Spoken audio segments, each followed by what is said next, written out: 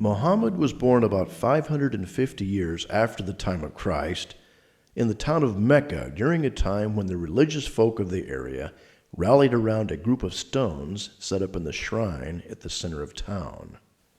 These several hundred stones represented the various gods and goddesses of the surrounding tribes. The New Encyclopedia of Islam by Cyril Glass, a Muslim, writes that one of the most important idols in Mecca prior to Muhammad was one representing the moon god Hubal. It is said Muhammad made a doorstop of Hubal. Other historians claim the chief deity was known as Allah. Other idols represented his daughters. One thing for sure, the word Allah was commonly used prior to Muhammad's arrival. His father's name was Abd Allah, literally servant of Allah. This shrine has come to be known as the Kaaba, or cube in Arabic. Being on the trade route for caravans between India and the countries surrounding the Mediterranean, it was a popular place for religious pilgrimage, and as with most religious centers, it produces some degree of income for the local economy. It provided for a certain amount of cultural diversity as well. Now, Muhammad was a camel driver from a ruling Quraysh clan, and he was influenced by a number of different religious views of his day, and much of this is reflected in the writings of his book, the Quran, that he claimed was revealed to him in a trance by God through the angel Gabriel, who commanded, quote, "Read, in the name of thy Lord who createth man from a clot." Tradition has it that a Christian monk called Bahira in southern Syria claimed to have first noticed some sign of prophetic calling in Muhammad's life during his early days of caravan trade. During this time, he was working for a wealthy widow, Khadijah, who later became his wife. It was Khadijah that tried the spirit that gave Muhammad the revelation and gave him the stamp of approval regarding its divine origin. Others, however, suggested he had eaten the forbidden fruit.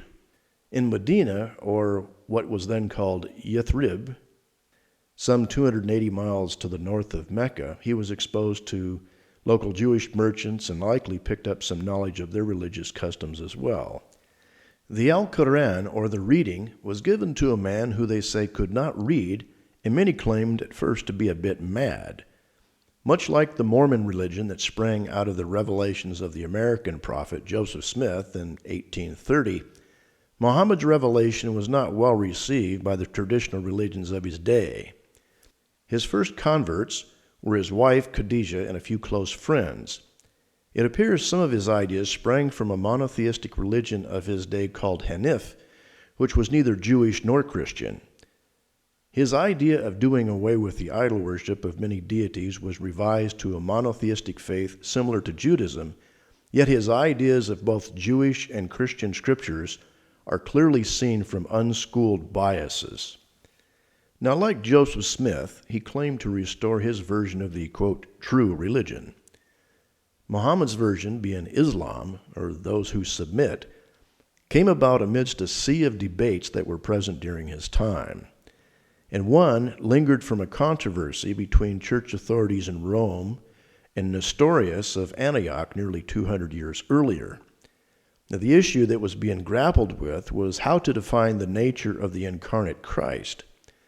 Nestorius proposed that there were two separate persons, one divine and one human. Using unguarded language, he was declared, some suggest unwarranted, a heretic, and was banished to Upper Egypt, where he eventually died. The Nestorian movement, however, was carried far and wide into Syria and Arabia. Another question that was prevalent was what to call Mary, Jesus' mother. If Jesus was God incarnate, was it logical to call Mary the mother of God? The concern, of course, was that Mary might be elevated to deity herself. As history proved, this was a legitimate concern. The Roman tradition placed Mary as the Queen of Heaven, and some began to look to her in prayer rather than to Christ, the Redeemer. Well, when it became obvious that many people did not buy Muhammad's new revelation, conflict was soon to follow.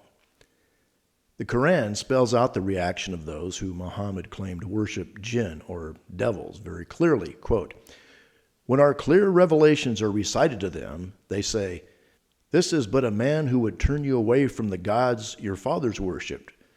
And they say, 'This is nothing but an invented falsehood.' While those who denied the truth which it was first made known to them declare, 'This is but plain sorcery.'" Unquote.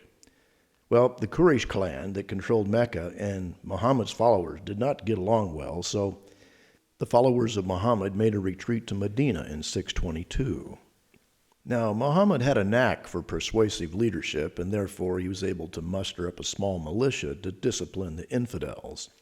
And his followers soon found that raiding rich caravans was profitable not only for material riches, but also for demoralizing his enemies. The Quran records these early days boldly, without shame. Quote, "They ask you, O Muhammad, about the spoils of war. Say the spoils are for Allah and the Messenger. The believers are only those who, when Allah is mentioned, feel a fear in their hearts." And, of course, Allah gets all the credit. Quote, "You killed them not, but Allah killed them. It is not for a prophet that he should have prisoners of war until he has made a great slaughter in the land. So enjoy what you have gotten of booty in war." Well, what a convenient way to shirk one's responsibility for the murder and plunder of other men's goods. Of course, Allah did it. In 626, Muhammad led 3,000 troops against the Banu Qurayza Jews, demanding their submission to Islam or death. They chose death, and 600 men were buried in the marketplace in Medina. The Quran claims that Allah caused the Muslims to, quote, "inherit the lands, their houses, and their riches." Women were sold into slavery. In 628, he plundered the Khyber Jews north of Medina and took Safiya, a 17-year-old Jew, for one of his wives. Islam was forced upon all the Jews of Khyber until the expulsion of all Jews from Arabia under the Caliph of Omar. Such events helped to revive age-old tensions between Arabs and the Jews, and the Quran portrays Jews as, quote, "the greediest of mankind for life," unquote, and monkeys or apes in some versions. Despised and rejected. These verses have often been cited to inflame hatred among Muslim youth against Jews. Before long, Muhammad had gathered quite a number of followers who were intoxicated on their newfound power and religion. Muhammad had signed the Treaty of Hudaybiyah in 628 with the Quraysh clan back in Mecca, while all along building his alliance with their enemies. The treaty was to prevent any wars between the feuding tribes. In the year 620, however, Muhammad led an overwhelming army of 10,000 men against Mecca, where they took over the sanctuary of Allah, tore down all the images of foreign gods that had been introduced during the, quote, "age of ignorance," leaving only the black stone. And the Prophet sanctioned the tradition of kissing it, which is still practiced to this day. Though biblical characters at times set up altars or monuments for a memorial to historical events, nothing compares to the Muslim adoration of the Kaaba. Muslim tradition has it that it was first built by Adam.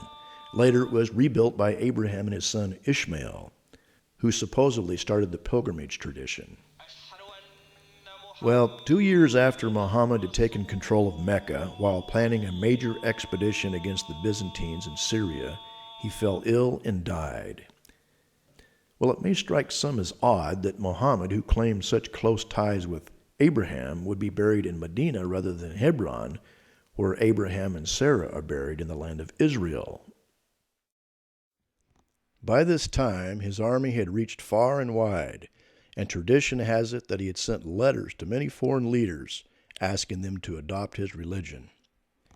Now, leaving no heir to his kingdom, his death